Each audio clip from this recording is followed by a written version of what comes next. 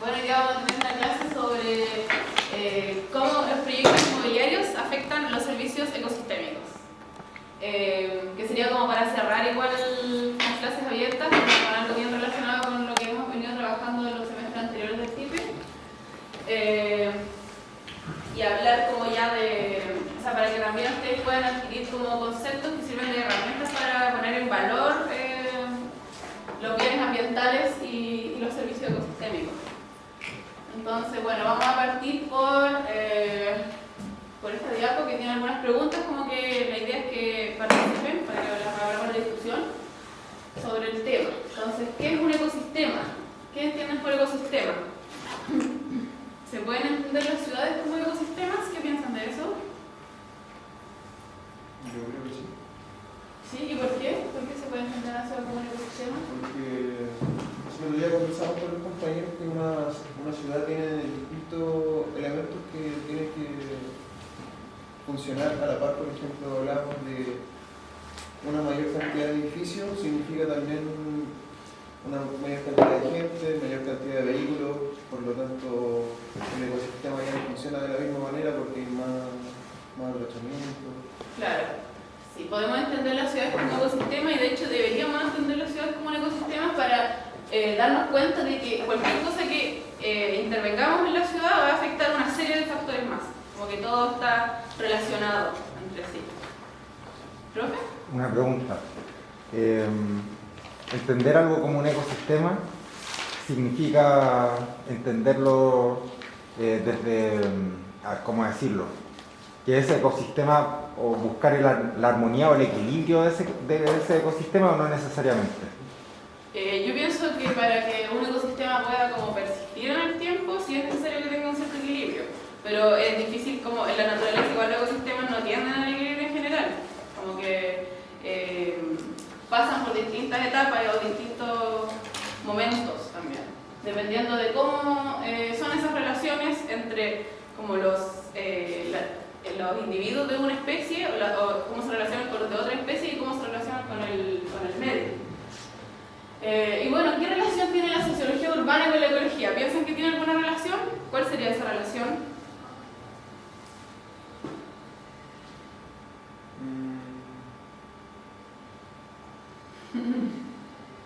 Esta es clave, o sea, esta es de sociología urbana. O sea, la sociología urbana nace como ecología urbana, ¿no? Como la Escuela Ecológica de Chicago, o sea, la sociología urbana, si bien uno lo puede encontrar en George Simmel, quizá quien funda la sociología urbana, o algunos textos de Weber o de Wilfred Sombart, ya como en la escuela alemana, lo que funda la sociología urbana como tal es la Escuela de Chicago, me parece, ¿no? Y la Escuela de Chicago toma todo ese popurrí, ya un cierto individualismo, un cierto pragmatismo, también algunos conceptos del darwinismo social. Ya Robert Park, por ejemplo, ocupa muchas metáforas como invasión, sucesión, como para dar cuenta de las transformaciones urbanas. Y la sociología urbana nace como ecología, como la Escuela Ecológica de Chicago, entendido como que fuese un nicho, como decirlo, un nicho autosuficiente, por decirlo de una manera, ¿ya? Yo creo que la geografía le discute eso, porque la geografía siempre piensa en la región, claro. Entonces piensa la ciudad como parte de un entramado regional, y pienso que la sociología en un inicio pensaba solo en la ciudad, ¿ya? Sin ese entramado. Claro. Sí, según lo que yo entiendo, como que la Escuela de Chicago hacía la analogía como de que la ciudad era un organismo vivo, ¿no? Algunos autores, la primera parte de la Escuela de Chicago. Pero sí. También el carácter ecológico como que pone en evidencia que hay una relación de interdependencia igual, como con el medio, y que todas las relaciones, o sea, todo está relacionado, no hay cosas como aisladas que si uno interviene no afecta el resto del sistema, ¿no? ¿Puede explicar eso, no? Como el ecosistema, cómo se relaciona con la ciudad? ¿Cómo? ¿Puede explicar eso del ecosistema, cómo se relaciona con la ciudad? Claro, es que cómo se relaciona, podemos hacer varias relaciones, o sea, podemos decir que la ciudad es un ecosistema, y un ecosistema se entiende como un sistema que está compuesto por diferentes especies y que están como en un mismo territorio y que cumplen ciertas funciones. Ese ecosistema también provee ciertos servicios, como vamos a ver más adelante, pero básicamente esos serían como los componentes del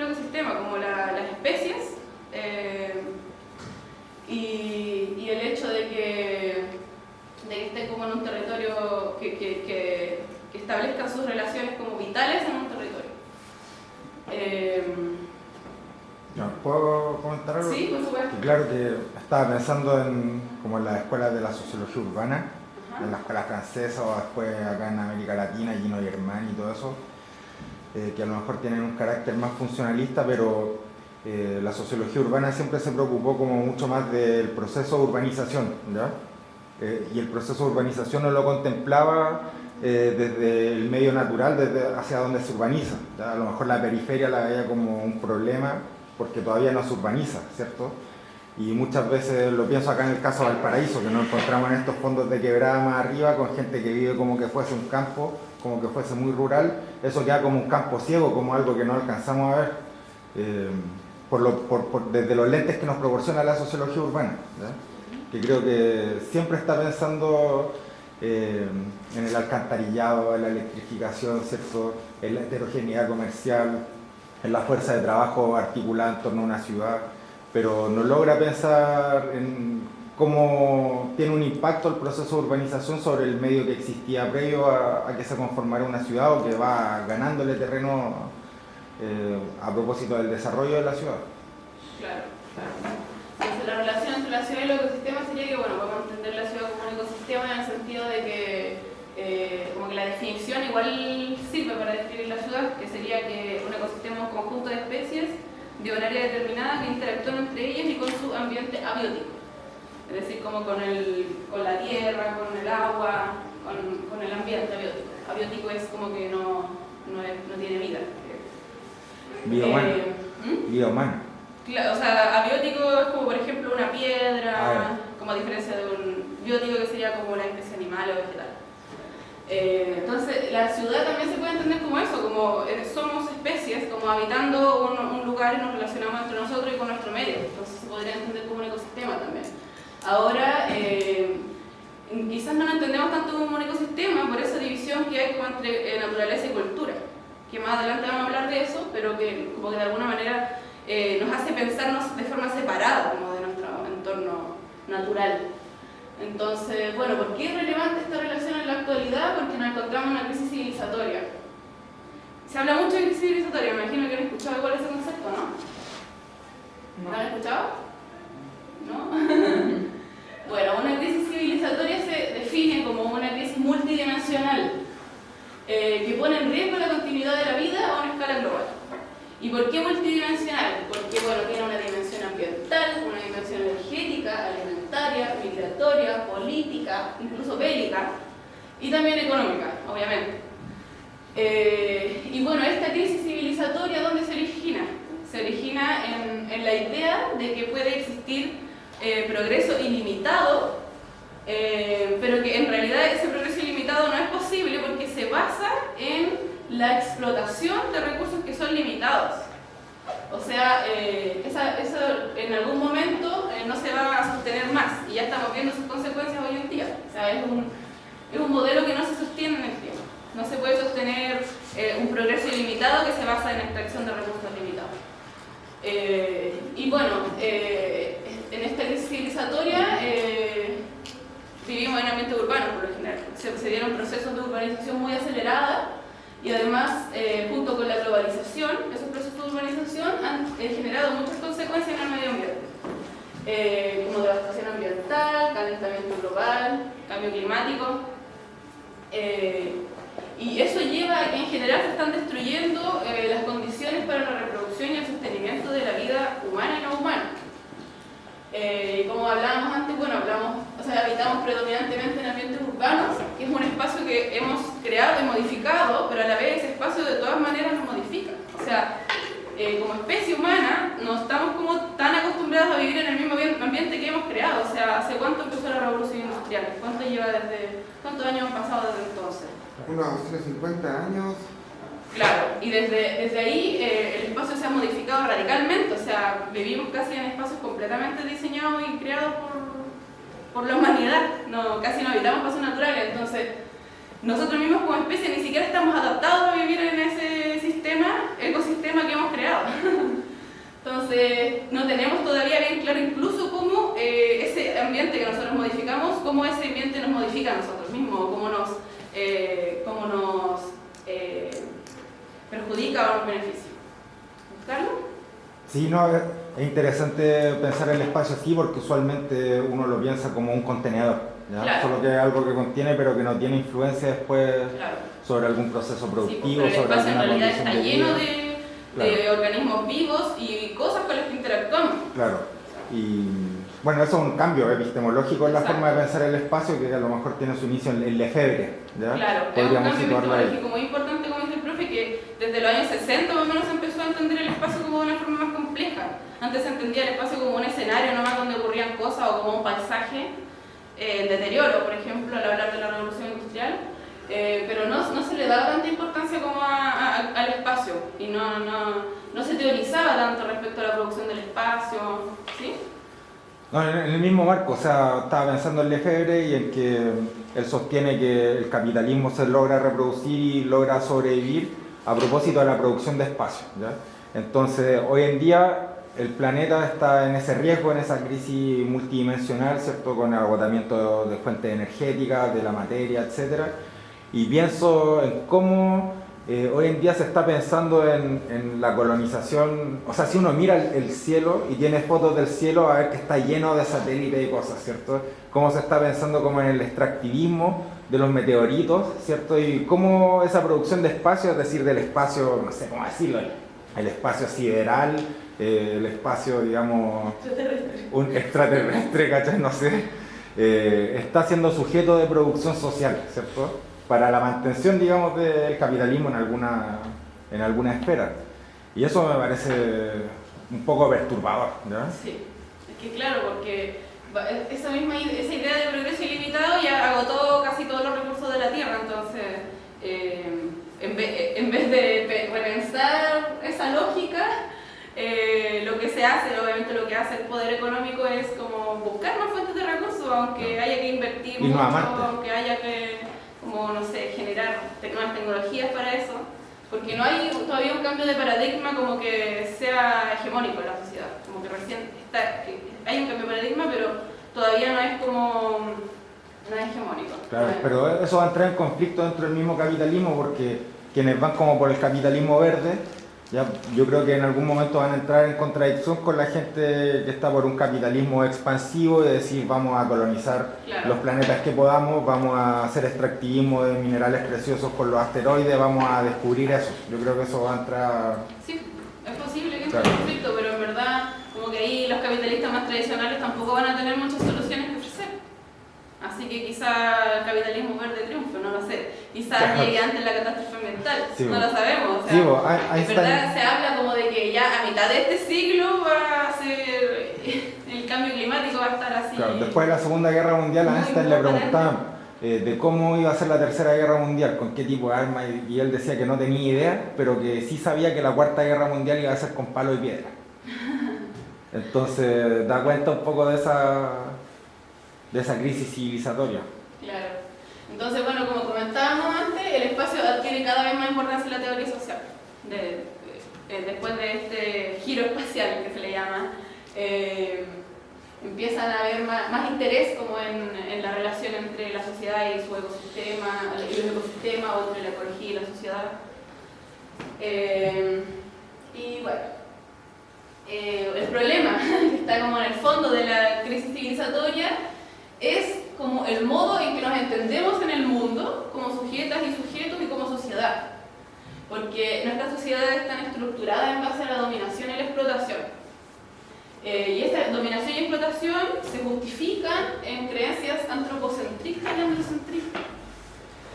Y bueno, acá tengo dos definiciones que puse de antropocentrismo y androcentrismo, o sea, una definición de cada uno, que la saqué de un libro de Alicia Puleo, que es ecofeminista española, y ella define el antropocentrismo como la creencia de que lo humano tiene más valor que lo no humano.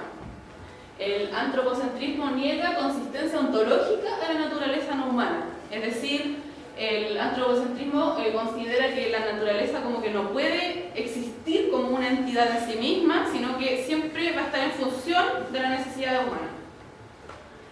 Y el androcentrismo es un punto de vista patriarcal que hace del varón y su experiencia la medida de las cosas. Y Alicia Puleo plantea que el corazón del antropocentrismo es el androcentrismo. O sea que en realidad, claro, está hecho todo en función de la pero en realidad no es la especie humana completa, es el sexo masculino el que está como para el que está diseñado todo este orden en realidad. Entonces, claro, en el corazón del antropocentrismo está el androcentrismo.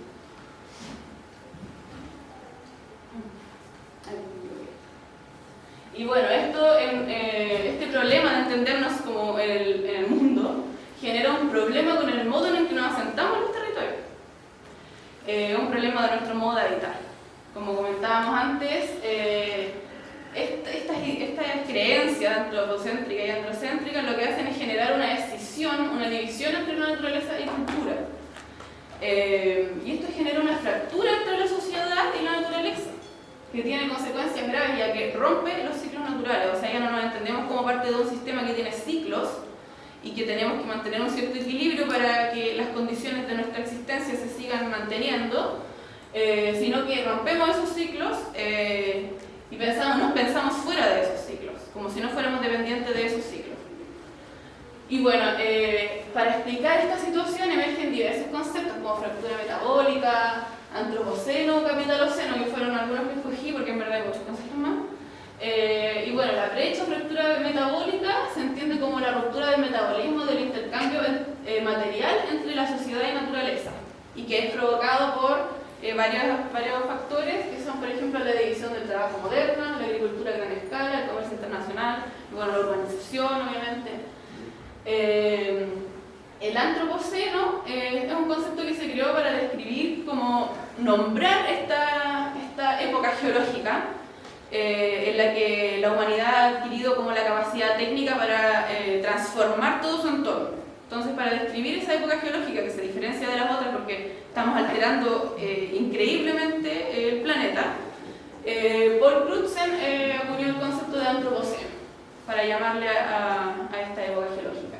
Y luego Jason Moore, preocupado como de la instrumentalización del concepto de antropoceno, ya que muchas veces se instrumentalizaba el concepto como para decir que toda la humanidad era responsable de la situación en la que nos encontramos, Jason Moore corrigió como el concepto o creó otro que se llama capitaloceno, que es como para poner en evidencia de que no todos somos igual de responsables de la situación en la que nos encontramos y para evitar la manipulación del concepto, es decir, que se use como culpando a todos de esto de igual manera, siendo que, por ejemplo, hay gente que ni siquiera consume, que no tiene casi nada de huella de carbono, etcétera, etcétera. Entonces, para poner en evidencia que eso no es tan así, creo el concepto de capitaloceno. Y bueno, acá les saqué un fragmento de un libro que se llama Colapso, ¿por qué unas sociedades perduran y otros desaparecen?, que es de Jared Diamond, y es un libro muy bueno porque analiza como diversas civilizaciones y por qué algunas desaparecen y otras perduran. Entonces, bueno, voy a citarlo, voy a leerlo.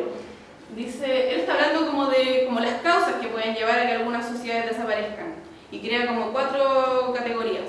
Entonces, dice, clasificaré los factores en una secuencia de 4 categorías establecidas sin una delimitación muy nítida entre sí. En primer lugar, un grupo puede no conseguir prever un problema antes de que se plantee.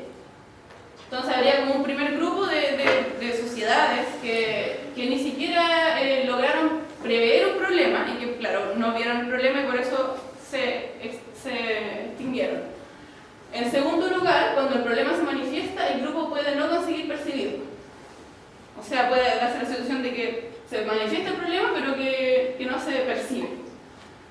Después, una vez que lo han percibido, pueden no conseguir siquiera tratar de resolverlo. Y yo pienso que es la situación un poco actual, ¿no? Como que no estamos tanto tratando de resolver este problema, o no se ponen los esfuerzos necesarios. Y por último, pueden tratar de resolverlo, pero no conseguirlo. Aunque todo este análisis de las razones del fracaso y el colapso de las sociedades puede resultar descorazonador, la otra cara del mismo es un rasgo alentador: el éxito de la toma de decisiones. Quizás si comprendemos las razones por las que los grupos toman a menudo decisiones erróneas, podemos utilizar este conocimiento como una lista de control que sirva para orientar a los grupos a tomar decisiones acertadas. O sea, él revisa como la historia de varias civilizaciones, de por qué fracasaron en su relación con el medio principalmente, que los llevó como al exterminio o a la extinción, Y claro, plantea que es necesario revisar esa historia, como es necesario revisar esa información, ya que se va repitiendo en realidad. Entonces es necesario como estar atentos de esto. Bueno, y acá ya vamos a entrar en el concepto de los servicios ecosistémicos, que lo vamos a relacionar con los proyectos inmobiliarios. Entonces, bueno, en términos muy generales, los servicios ecosistémicos son los beneficios que la especie humana obtiene de los ecosistemas. O sea, igual es un concepto antropocentrista. Está dentro de un marco antropocentrista el concepto de servicio ecosistémico. Ahora, ¿por qué lo vamos a ver? Porque nos sirve como herramienta, en realidad. Saber lo que es un servicio ecosistémico, conocer cuáles son los servicios ecosistémicos, nos sirve como herramienta para evidenciar o destacar como la dependencia que tenemos la humanidad de los ecosistemas. Y también para promover el interés público en la conservación de la biodiversidad, como dice ella. ¿Sí? Nada, me parece interesante que se diga ahí como sostenimiento y no sostenibilidad, entendiendo que ya la sostenibilidad puede tener múltiples definiciones, ¿cierto? Una discusión entera sobre ese concepto, pero que ha sido un poco apropiado por el capitalismo verde, ¿cierto? Entonces... Hay varias formas de decirlo en verdad, claro. Como que también se habla de soporte. Ya, claro. Pero claro, estos son, los servicios ecosistémicos se agrupan por lo general en 4 grupos. O sea, igual más adelante vamos a ver que hay varias definiciones de servicio ecosistémico. Esta es como la más general, como lo que tiene en común todas las definiciones.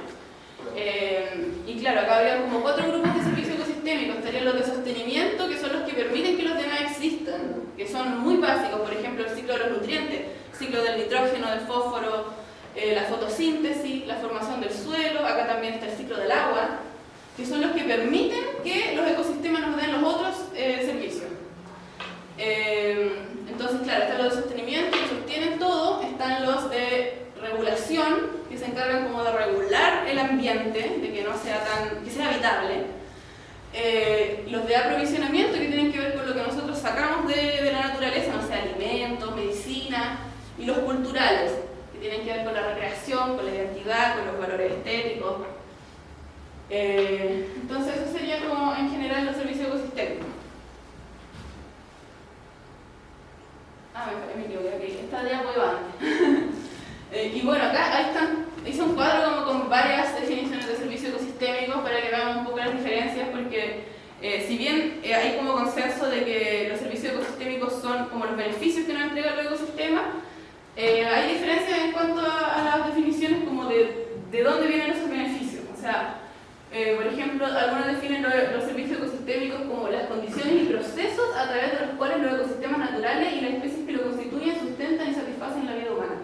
Es una definición como bien general, porque habla de condiciones y procesos. También hay otras definiciones que hablan de bienes y servicios que los ecosistemas nos entregan. Hay otras que hablan de funciones del ecosistema. Entonces es como un poco enredado y no hay como tanto consenso, no hay una definición como ampliamente aceptada de lo que son los servicios ecosistémicos más allá de los beneficios que nos entregan los ecosistemas. Ahí tienen muchas bibliografías que quiero revisar. Y ahora vamos a ver lo que me había saltado. ¿Cuáles son los objetivos de este enfoque?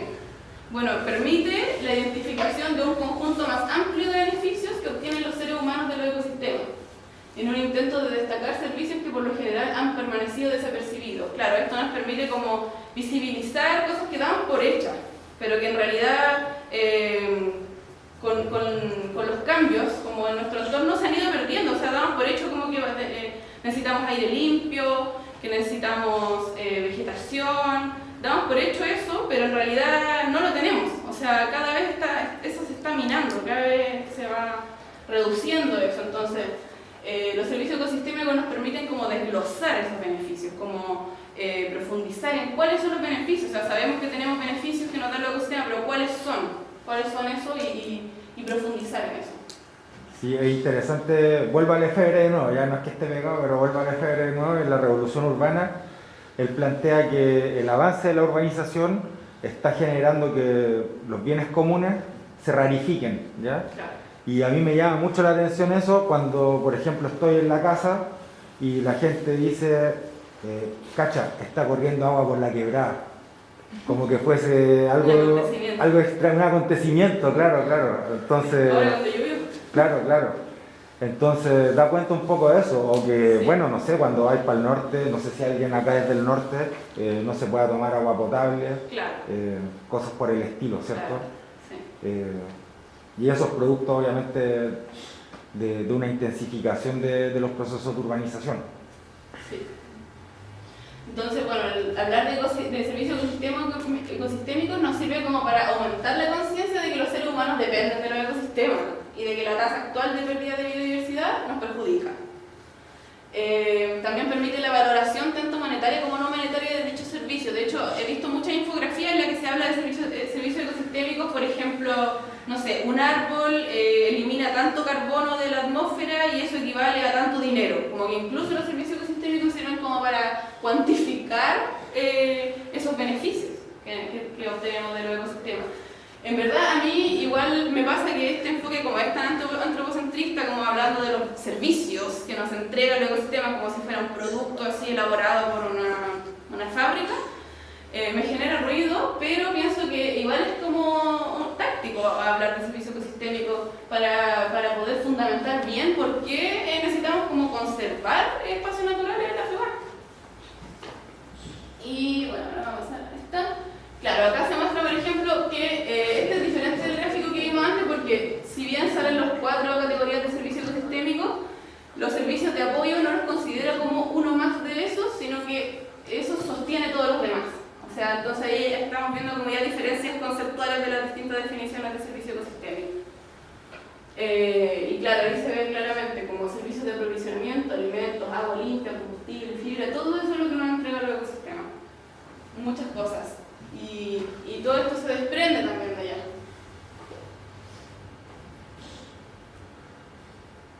Acá hay un gráfico como más complejo que muestra, bueno, está la biodiversidad.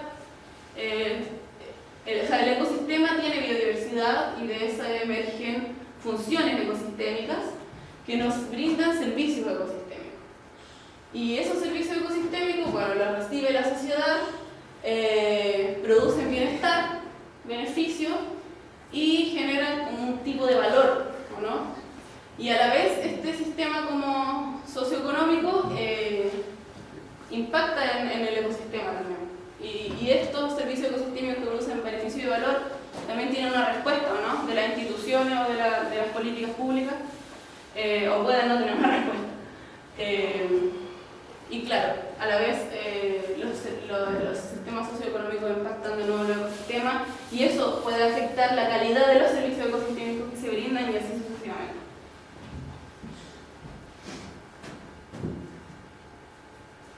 Esto es lo mismo pero en español. El mismo gráfico prácticamente sale exactamente lo mismo, como la relación entre el sistema, o sea, los ecosistemas y el sistema socioeconómico y que producen los servicios ecosistémicos en la sociedad. Pero claro, acá por ejemplo hay diferencia, porque hay quienes definían los servicios ecosistémicos en sí como las funciones, en cambio acá aparece como separado, como que las funciones ecosistémicas, por ejemplo, la capacidad de absorber contaminantes, produce un servicio que sería, no sé, mejoramiento de la calidad del aire. Entonces ahí son como, es distinto, yo pienso que es distinto a la función del servicio, como que estoy de acuerdo con este gráfico. En ese sentido. Bueno, acá hay una infografía muy linda que muestra los servicios ecosistémicos que brindan los manglares en México. Y ahí sale como con detalle, por ejemplo, bueno, no se ve mucho, pero dice protección costera, recursos pesqueros, estabilización de las condiciones climáticas locales, flujo de nutrientes, protección y refugio de organismos juveniles, purificación del agua, valor escénico y cultural y muchos más, valor educacional y de investigación, captura de carbono. Entonces, claro, cada parte del ecosistema cumple una función y entrega un servicio. Entonces, es importante comprender que todo esto es un todo, es un sistema, no puede desagregarse en partes.